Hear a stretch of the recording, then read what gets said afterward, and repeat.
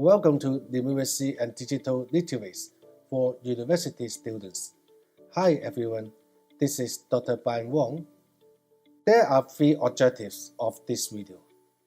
The first objective is to define what financial technology or Fintech is.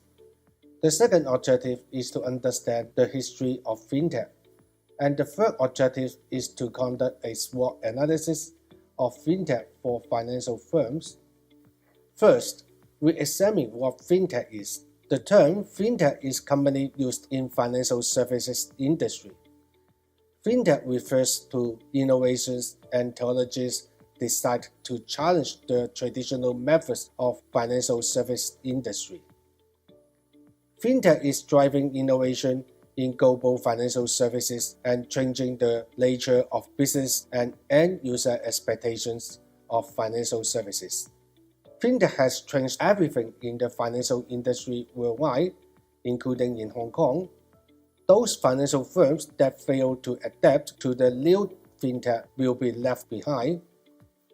At its core, Fintech is the use of specialized software on computers and mobile devices to help companies, business owners, and consumers better manage their financial operations. The advancement of technological development has been influenced by many factors, including the rapid development of the Internet, which has made people increasingly rely on and use the Internet for their daily activities. Next, we discuss the history of Fintech. According to AI Lab page, the key periods in the Fintech timeline are Fintech 1.0, Fintech 2.0, Fintech 3.0, Fintech 3.5, and Fintech 4.0. From this timeline, we can now identify the key events of each period.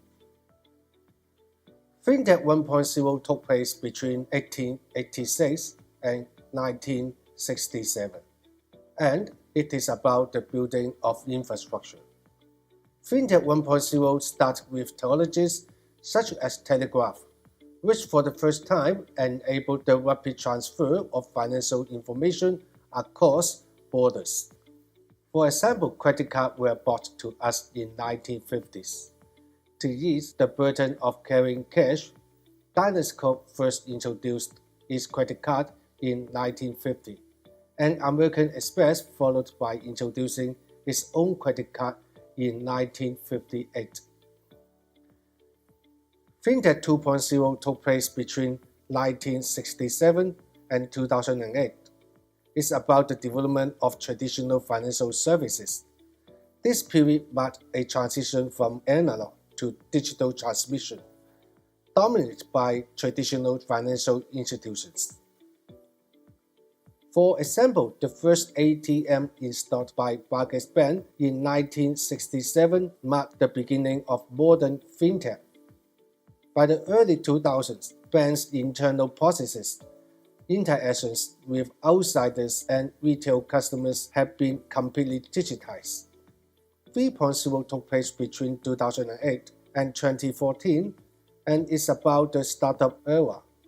This era is marked by the emergence of new players, especially fintech startups. The fintech startups use mobile technologies to provide financial services to target customers. For example, the release of Bitcoin in 2009 was an event that had a major impact on financial world, followed by a boom in different cybercurrencies.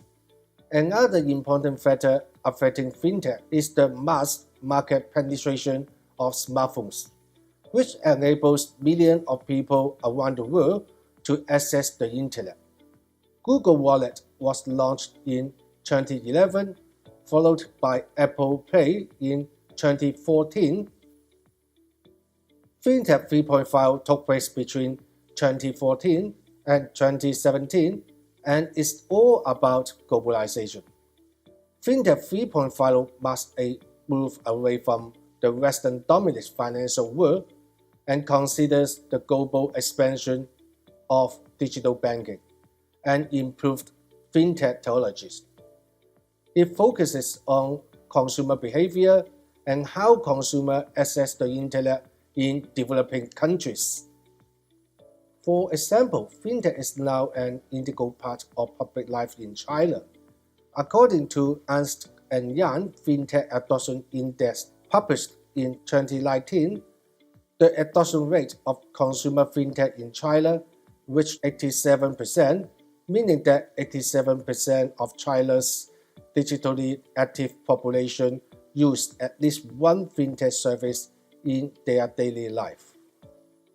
The common fintech being used in China includes mobile payments, online banking, insurance, borrowings, etc. The adoption rate is expected to continuously grow as fintech become more accessible to the rural population in China. The current period, Fintech 4.0, which started in 2018, is about disruptive technologies. Blockchain technologies and open banking are continuing to drive innovation in the future of financial services. Machine learning is changing the way people interact with banks and insurance companies. People can now receive tailor-made offers and support. For example, the impact of blockchain on the supply and demand of financial transactions is radical and disruptive. This has opened up a field of competition for new entrants. Next, we will conduct a SWOT analysis of fintech for financial firms. A SWOT analysis is a strategic planning method used to assess a company's internal strengths and weaknesses. It also identifies a company's external opportunities and threats that influence a company to achieve its strategic objectives.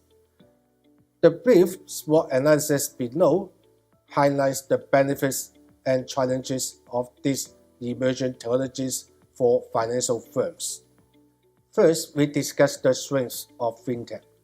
By making interactions between customers and financial service providers easier and simpler, fintech offers greater efficiency, lower costs, modernized financial infrastructure, more effective risk management, and greater potential to expand access to financial services, including loans, payments, personal finance, money transfers, and insurance.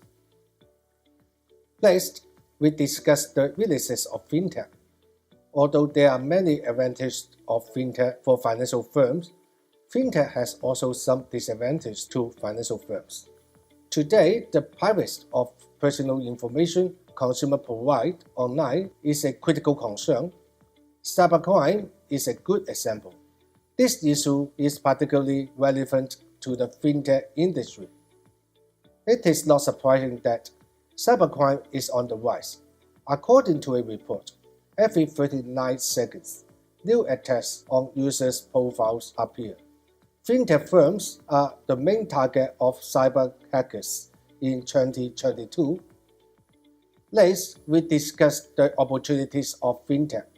By using big data, financial firms are now able to collect users' data like social status, financial history, behavior, and habits, as well as in-app activities that give financial firms insights into what customers like and do not like.